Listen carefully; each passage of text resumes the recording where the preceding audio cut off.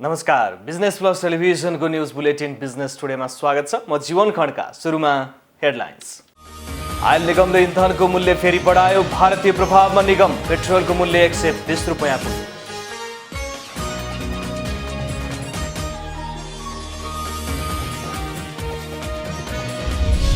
सोमबार काठमाडौँ विश्वकै वायु प्रदूषित सहरको सूचीमा 1 नम्बर। वायु प्रदूषण 309 AQI मापन।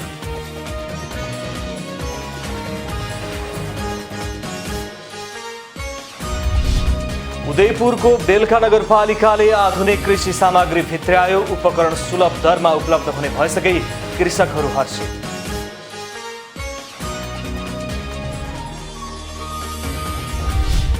खोटाङ रूपाकोट मझुवा गढीलाई अर्गानिक नगर बनाउने उद्देश्यका साथ प्राङ्गारिक मल बायोग्यास प्लान्ट र कृषि केन्द्रको निर्माण। मानव मलमूत्रबाट बायोग्यास उत्पादन सुरु।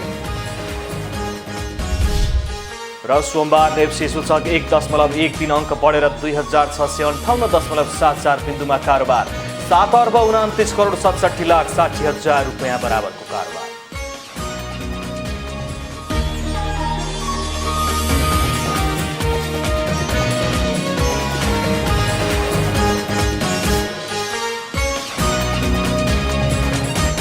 बिजनेस टुडेको सुरुमा आयल निगमले मूल्य समायोजनका नाममा इन्धनको मूल्य फेरि बढाएको सम्बन्धी समाचार। नेपाल आयल निगमले आइतबार इन्धनको मूल्य पुनः बढाएको छ। भारतीय आयल निगमले पठाएको नयाँ मूल्य सूची अनुसार निगमले आइतबार राति 12 बजेदेखि लागू हुने गरी इन्धनको मूल्य बढाएको हो। स्वचालित मूल्य प्रणाली कार्यान्वयन गर्दा पेट्रोल, डिजेल र मट्टीतेलमा प्रति लिटर 2 रुपैयाँ बढाउनु परेको निगमले जनाएको छ। पेट्रोलको मूल्य प्रति लिटर 120 रुपैयाँ र डिजेल मट्टीतेलको 103 रुपैयाँ कायम भएको छ। खाना पकाउने ग्यास तथा हवाई इन्धनको बिक्री मूल्य भने हाललाई यथावत नै राखिएको निगमले जनाएको छ। पछिल्ला दिनहरूमा अन्तर्राष्ट्रिय बजारमा पेट्रोलियम पदार्थको मूल्य स्थिर भए पनि मासिक नोक्सानी देखाएर मूल्य समायोजनका नाममा मूल्य बढाउँदै आएको छ। नेपालमा पेट्रोलियम पदार्थको मूल्य कम हुँदा नेपालबाट भारततर्फ पेट्रोलियम पदार्थ तस्कर हुन थालेको भन्दै भारतले आयल निगम र सरकारलाई भारतकै मूल्य बराबर बनाउन दबाब दिँदै आएको कारण पनि सरकार र निगमको भारतीय प्रभावमा परेर समायोजनको नाममा पेट्रोलियम पदार्थको मूल्य बढाइएको स्रोतको भनाइ छ। काठमाडौँ उपत्यका सहितका सहरमा केही दिन सुधार आए पनि फेरि वायु प्रदूषण बढेको छ। सोमबार बिहान काठमाडौँ विश्वकै वायु प्रदूषित सहरको सूचीमा 1 नम्बरमा परेको छ। काठमाडौँको वायु प्रदूषण 309 AQI मापन गरिएको छ, जुन स्वास्थ्यका लागि हानिकारक हो। यस्तै चितवनको सौराहा र कैलालीको धनगढीमा पनि वायुको गुणस्तर 300 भन्दा माथि रहेको छ। काठमाडौँको भिजिबिलिटी 1500 मिटर मात्र रहेको जल तथा मौसम विज्ञान विभागको मौसम पूर्वानुमान महाशाखाले बताएको छ। यसअघि करिब 1 सातासम्म तुवालोले आकाश ढाकेको थियो। तुवालो लाग्नुको प्रमुख कारण देशका विभिन्न भेगमा लागिरहेको डढेल्लो रहेको महाशाखाले बताएको छ। वन तथा भू संरक्षण विभागको वन डढेल्लो पहिचान तथा अनुगमन प्रणालीका अनुसार विगत 24 घण्टा यता देशका 700 भन्दा बढी स्थानमा डढेल्लो र आगलागी भएका छन्। बिजनेस टुडेमा पालो भएको छ ब्रेकको।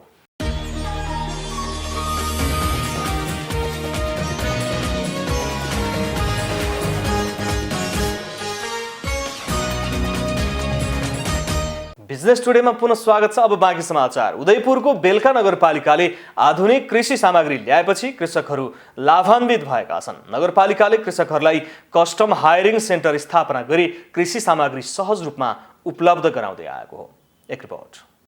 उदयपुरको बेलका नगरपालिकाले आधुनिक कृषि सामग्रीहरू ल्याई कृषकहरूलाई सहज रूपमा उपलब्ध गराउन थालेको छ। नगरपालिकाले 6वटा ट्र्याक्टर, 2वटा मकै रोप्ने मेसिन, 2वटा आलु रोप्ने र 2वटा आलु खन्ने मेसिन, 2वटा रोडाभेटर, 2वटा कल्टी मेसिन उपलब्ध गराएको छ।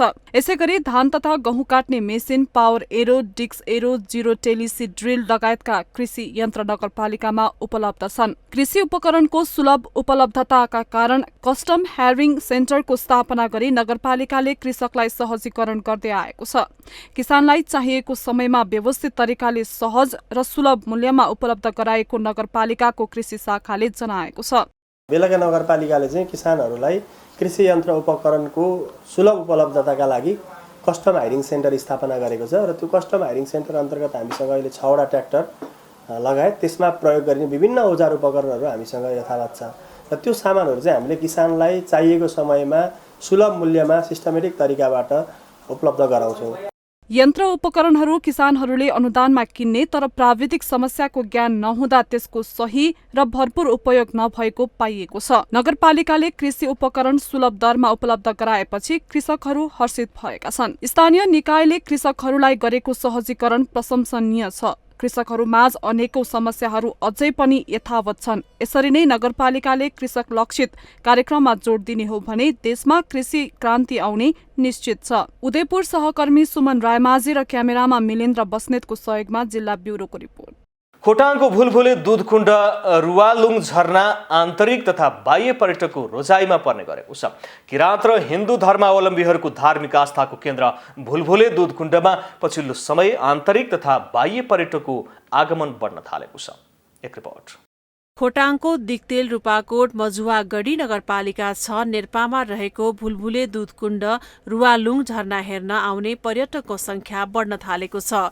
किराँत र हिन्दू धर्मावलम्बीको आस्थाको केन्द्र भुलभुले दुधकुण्ड प्राकृतिक रूपमा मनोरम छ। 12 महिना एक नासले भुलभुल गरेर बगिरहने सङ्लो पानीमा बुढा नीलकण्ठको मूर्ति र पोखरीको बीचमा किराँतीहरूको प्रथम राजा हेलम्बरको मूर्ति देखिने आम विश्वास छ। दिक्तेल बजारबाट आधा घण्टामा भुलभुले दुधकुण्ड पुग्न सकिन्छ भने त्यहाँबाट 1 किलोमिटर उकालो चढेपछि रुवालुङ झरना पुग्न सकिन्छ। त्यहाँ दैनिक 100 बढी आन्तरिक तथा बाह्य पर्यटक पुग्ने गरेका छन्। पहिलादेखि नै यहाँ एउटा चाहिँ यो भुलभुले भन्ने एउटा दुधकुण्ड छ भन्ने चाहिँ हामीले पनि सुने देखेका थियौँ र अहिले चाहिँ एउटा व्यवस्थित पनि बनेको छ र पर्यटन गर्न पनि आएको हुँ र यहाँ चाहिँ पर्यटन क्षेत्र बनेको छ। धेरै आमा बुवा दाजुभाइ दिदीबहिनीहरू पनि यहाँ पर्यटन गर्न आउनुभएको छ। मध्य पहाडी लोकमार्गमा पर्ने भुलभुले दुधकुण्डको प्रवर्धन गर्न नगरपालिकाले 60 लाखको लगानीमा पुरानो संरचना संरक्षण गर्दै स्तरोन्नति गरिरहेको छ। हाम्रो दिक्तेल रूपाकोट मजुवागढी नगरपालिकाको 11वटा पर्यटकीय गन्तव्य स्थलहरू निर्माणको क्रममा छौँ हामी। यसमध्ये भुलभुले रुवालुङ झरना एउटा महत्त्वपूर्ण पर्यटकीय गन्तव्य स्थल हो जसको हामीले लगभग काम सम्पन्न गरेका छौँ। नगरपालिकाको तर्फबाट लगभग 60 लाखको हाराहारीमा हामीले बजेट विनियोजन गरेर त्यसको चाहिँ पुनर्निर्माणको र त्यसको व्यवस्थापनको काम प्रवर्धनको काम हामीले सम्पन्न गरेका हौँ र अहिले हामीलाई यो कोरोनाको कारणले गर्दाखेरि केही समय अलिकति मान्छेहरूको आवजात कम भएको थियो। भुलभुले दुधकुण्डमा जल शिकारी र 7 कन्या देवीको पूजा अर्चना गर्ने गरिन्छ। दुधकुण्डको पानीले स्नान गरेमा रोग व्याधि नष्ट हुने जनविश्वास छ। दुधकुण्ड भनेर बाजेले नामकरण गर्नुभएको दुध भेट्नु भएको हुनाले त्यो दुध बगेको पानी भर्न आउँदा भेट्नु भएको थियो अरे। त्यहाँदेखि त्यो दुध एक कजुली उघाएर खाँदाखेरि दुधभन्दा मिठो भयो अरे। त्यहाँदेखि गोठामा लगेर कस्तो हुन्छ भनेर त्यो लिएर खार्नुले कुँडे बसाएर त्यो दुध लाउँदाखेरि पानी भयो अरे। त्यहाँदेखि बाजेले के भने यो दुधकुण्ड रहेछ भनेर उहाँले नामकरण गर्नुभयो। भुलभुले दुधकुण्डमा पर्यटकको बसाई लम्ब्याउन स्थानीय होटेलहरूलाई थप व्यवस्थित गर्नुपर्ने देखिन्छ। प्रचार प्रसार गर्न सके यहाँको पर्यटन व्यवसायलाई प्रमुख आय स्रोत बनाउन सकिन्छ। खोटाङ सहकर्मी सञ्जीव राईको सहयोगमा जिल्ला ब्युरोको रिपोर्ट। पाल्पाको रामपुर नगरपालिका र स्याङ्जाको चापाकोट नगरपालिका दामाचौर जोड्ने पुल निर्माण नहुँदा स्थानीय मर्कामा परेका छन्। निर्माणको ठेक्का सम्झौता भएको 9 वर्ष बितिसक्दा पनि पुल अझै निर्माण हुन सकेको छैन। एक रिपोर्ट। पाल्पाको रामपुर नगरपालिका र स्याङ्जाको चापाकोट नगरपालिका दामाचौर जोड्ने पुल निर्माण नहुँदा स्थानीय दैनिकीमा प्रभाव परेको छ। 2068 साल असार 25 गते सम्झौता गरी 2071 साल असार 25 गते निर्माण सम्पन्न गर्ने भनी ठेक्का प्रक्रिया भएको भए पनि ठेक्का सम्झौता भएको 9 वर्ष बितिसकेको छ। ठेक्का सम्झौता सकिएको 7 वर्ष भइसकेको छ। कुल 21 करोड 29 लाख 54 हजार रुपियाँको लागतमा ठेक्का सम्झौता भएको पुलको लम्बाइ 180 मिटर रहेको छ। डिभिजन सडक कार्यालयको आर्थिक प्राविधिक रेखदेखमा निर्माण कार्य सुरु भएको पुल प्राविधिक कारणले डिजाइन परिवर्तन हुँदा समयमा निर्माण कार्य सुरु हुन नसकेको निर्माण कम्पनीले बताएको छ। यहाँका जनताहरूलाई पाल्पा और स्याङ्जा जिल्लाका चाहिँ जनताहरूलाई ओहोरदोहोर गर्नमा अति आवश्यक भएको कारणले यो पुल चाहिँ बन्न जरुरी छ। राज्यले पनि यो पुलको लागि त्यति राम्रो दृष्टिकोणले नहेरेको हुँदा र यो डिजाइन चेन्ज हुनको कारणले गर्दा नै यो पुल यति ढिलो हुन गएको हो। यहाँ चाहिँ धेरै समस्या परेको छ। काली गण्डकी चाहिँ डिभोर्स गर्दा पनि हामीलाई चाहिँ 30-35 लाख रुपियाँ चाहिँ डिभोर्स गर्दा मात्रै लाग्यो। टिप्परहरू 3-4 लगाइयो, लगाएर यहाँ चाहिँ यति काम गर्न मुस्किल भएको छ। रामपुर नगरका मात्र नभई जिल्लाको पूर्वी क्षेत्रका र दक्षिणी जिल्लाका जनतालाई सहज रूपमा कास्की, स्याङ्जा, तनहुसम्म सहज रूपमा आवत जावत गर्ने उद्देश्यले पुलको निर्माणको सुरुवात गरिएको हो। 3 वर्षमा निर्माण कार्य पूरा गर्ने गरी ठेक्का सम्झौता गरिएको पुलको जग खन्ने क्रममा ढुङ्गा भेटिएका कारण डिजाइन परिवर्तन गर्नु परेको सडक डिभिजन कार्यालयका इन्जिनियर राम पियारी चौधरीले बताउनुभयो। यो पुलको सम्झौता 2068 साल 3 महिना 25 मै भएको थियो भने सम्पन्न गर्ने म्याद 2071 3-25 मा थियो। तत्पश्चात यो पुलमा फाउन्डेसनमा चट्टान भेटाएको कारण डिजाइन परिवर्तन भयो। पहिला वेल फाउन्डेसन हुँदाखेरि त्यो चेन्ज भएर पाइल फाउन्डेसनमा जाँदाखेरि त्यो डिजाइन स्वीकृतिमै धेरै टाइम लागेको हुनाले र भिओ स्वीकृत गर्न पनि धेरै टाइम लागेको हुनाले भर्खर तपाईँको भिओ स्वीकृत 2075 11/5 मा भएको छ भने अनि यसको म्याद थप भई 2078 वैशाख मसान्तसम्म रहेको छ। प्राविधिक रूपमा सही तरिकाले नाप, जाँच र एस्टिमेट गर्ने तथा अनुगमनमा कडाई गर्ने हो भने विकासका निर्माण कार्य समयमै सम्पन्न गर्न सकिन्थ्यो। निर्माण सुरु भएको 9 वर्ष बितिसक्दा पनि अझै बहानाबाजीमा निर्माण कार्यमा भएको ढिलाइतर्फ सम्बन्धित निकाय गम्भीर हुनु आवश्यक छ। पाल्पा सहकर्मी प्रकाश नेपालको सहयोगमा जिल्ला ब्युरोको रिपोर्ट। बिजनेस टुडेमा पालो भएको छ ब्रेकको।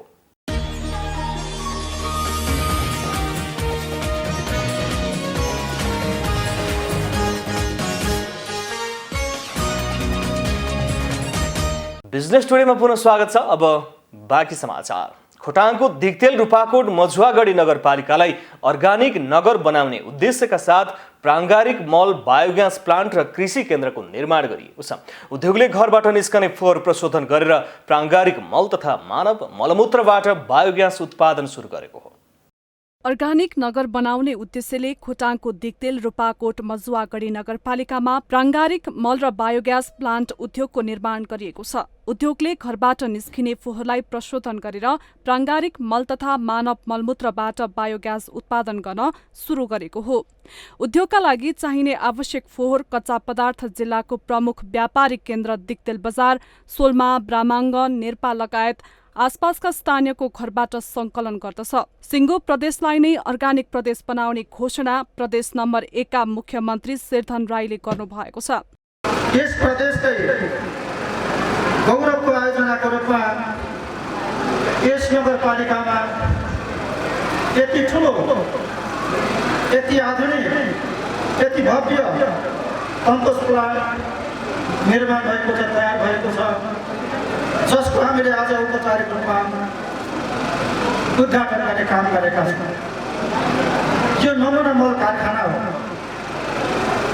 यो प्रदेशकै एउटा गौरवको आयोजना हो। उद्योगका लागि नगर कार्यपालिका सदस्य गंगा बहादुर विश्वकर्माले निशुल्क 2 रोपनी जग्गा उपलब्ध गराउनु भएको हो। अर्थ मन्त्रालयको विशेष अनुदान बापतको 3 करोड 32 लाखको लागतमा निर्माण भएको उद्योगले प्रविधि मैत्री तवरबाट प्रारङ्गिक मल उत्पादन गर्दछ। त्यो मललाई चाहिँ अब प्रयोग गर्ने भन्ने बित्तिकै प्रविधि आउँछ र प्रविधि र विज्ञानलाई कसरी परिचालन गर्ने भन्ने बित्तिकै व्यवस्थापन आउँछ। त्यो सन्दर्भमा चाहिँ हामीले यसलाई विज्ञान, प्रविधि र व्यवस्थापनको समायोजनमा सुरु गरेका छौँ। यसमा कुनै ठुलो कुरो छैन। हामीसँग भएका कृषिजन्य कुहिने र सहरमा भने हुने कुहिने जन्य र चाहिँ विभिन्न खालका अरू तत्त्वहरू राखेर हामीले चाहिँ कुहाउँछौँ। यसलाई विभिन्न प्रविधि इभन हामीले यदि व्यवस्थित गरियो भने 15 देखि 35 दिनभित्रमा चाहिँ हामीले मल कुहाउन सक्छौँ। प्राङ्गारिक मल प्रयोग गरी अर्गानिक खाद्य वस्तु उत्पादन हुने प्रति कृषक उत्साहित छन्। यो कम्पोस्ट मलको विषयमा चाहिँ यो एकदमै भरपर्दो लागेको छ र जनताहरू पनि धेरै उत्साहित छन्। यहाँ जसले आफ्नो व्यवसाय फर्म सञ्चालन गरेको छ उसैले त्यो आफ्नो मललाई व्यवस्थापन गर्नलाई फेरि अन्नबाली लगायतका खेतीमा पनि आफै रगेटिनु पर्नेछ। त्यसको अन्त्य हुँदैछ। जसले भैँसी पालन, गाई पालन गर्छ उसको जुन गोबर चाहिँ यो कम्पोस्ट प्लान्टले किनिदिन्छ र यो कम्पोस्ट प्लान्टबाट उसले मलको रूपमा फेरि लान्छ। दिक्तेल बजारका शौचालयहरूको ट्याङ्कीमा रहेको दिशा पिसाबलाई संकलन गरी बायोग्यास प्लान्टमा लैजाने नगरपालिकाको तयारी रहेको छ। गोबर र स्याउलाका लागि कम्पोस्ट मल उद्योग र बायोग्यास प्लान्ट रहेको स्थानभन्दा केही माथि सुधारिएको गोठमा भैँसी पालन गरिएको छ। 3500 घनमिटर क्षमताको अन्डरग्राउन्ड ट्याङ्कीबाट गोबर ग्यास उत्पादन गर्ने र त्यसलाई सीएनजी ग्यासमा परिवर्तन गरी एलपी ग्यासकै रूपमा सिलिन्डर भरी उपभोक्तालाई वितरण हुनेछ। वस्तुको जुन गाई भैँसीको गोबरहरूबाट यो मिसाएर बनाउने भएकोले हामीले यो मिसाएर प्रारम्भिक ल्याब टेस्ट पनि गरिसकेका छौँ।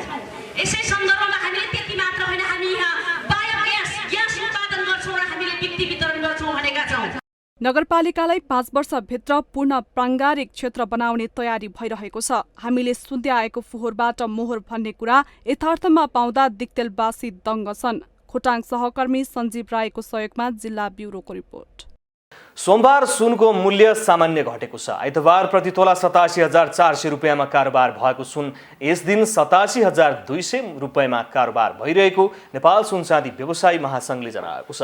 यस्तै तेजाबी सुन प्रति तोला 86,750 रुपियाँमा कारोबार भएको पनि महासङ्घले जनाएको छ। यसैगरी यस दिन चाँदीको मूल्य पनि 500 रुपियाँले घटेर प्रति तोला 1235 रुपियाँमा कारोबार भएको महासङ्घले जनाएको छ। साताको दोस्रो कारोबार दिन नेप्से परिसूचक करिब स्थिर देखिएको छ। आइतबार नयाँ अल टाइम हाई बनाएको नेप्से सोमबार 1.13 अङ्क बढेर 2658.74 बिन्दुमा पुगेको हो। यो हालसम्मकै उच्च बिन्दु हो। यस दिन बजारमा कुल 212 कम्पनीको 73,598 पटकको कारोबारमा 7,29,67,60,60,000 रुपियाँ बराबरको 1,58,53,50,000 किता सेयर खरिद बिक्री भएको छ।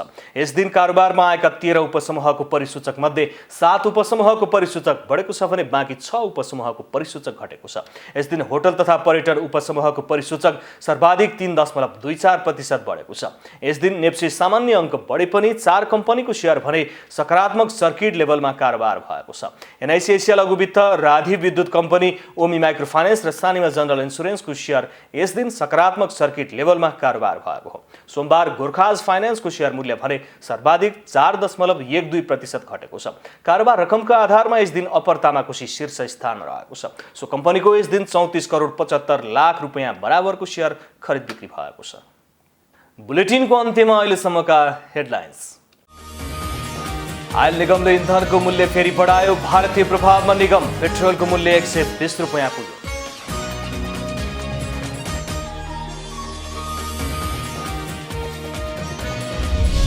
सोमबार काठमाडौँ विश्वकै वायु प्रदूषित शहरको सूचीमा 1 नम्बर। वायु प्रदूषण 309 AQI मापन।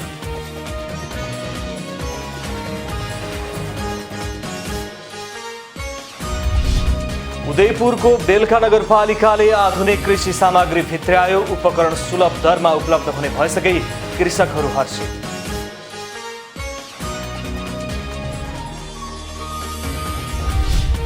खोटाङ रूपाकोट मझुवा गढीलाई अर्गानिक नगर बनाउने उद्देश्यका साथ प्राङ्गारिक मल बायोग्यास प्लान्ट र कृषि केन्द्रको निर्माण। मानव मलमूत्रबाट बायोग्यास उत्पादन सुरु। र सोमबार नेप्से सूचक 1.13 अङ्क बढेर 2658.74 बिन्दुमा कारोबार। 7,29,67,60,000 रुपियाँ बराबरको कारोबार।